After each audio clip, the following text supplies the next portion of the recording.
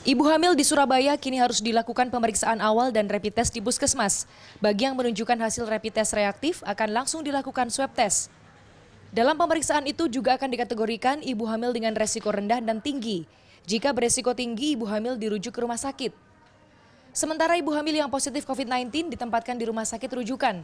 Pemkot telah menetapkan 8 rumah sakit rujukan untuk ibu hamil dengan COVID-19. Sementara ibu hamil yang negatif COVID-19 ditempatkan di rumah sakit ibu dan anak atau rumah sakit umum.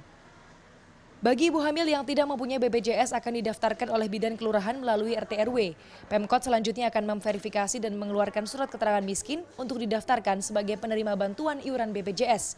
Sementara bagi yang tidak mempunyai BPJS, biaya akan ditanggung oleh Pemkot.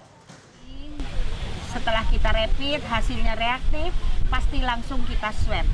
Nggak perlu menunggu minggu ke-37. Tetapi nanti pada saat minggu ke-37, ya, semua ibu hamil itu harus kita lakukan swab.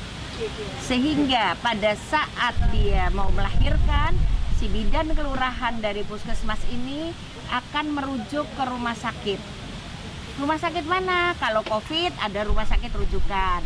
Kalau non-COVID silahkan nanti dengan RSIA yang bekerja sama dengan BPJS dan yang bekerja sama dengan Pemkot. Selama pandemi COVID-19, ibu hamil merasa bingung dan was-was untuk memilih tempat pemeriksaan dan persalinan. Adanya pemetaan ini disambut baik, termasuk tes COVID yang dibiayai oleh Pemkot bisa mengurangi beban biaya ibu hamil. Biasa rumah sakit umum itu aku lebih khawatir. Karena kan memang itu campur, walaupun memang sudah dipisahkan kan, tapi aku tetap khawatir gitu.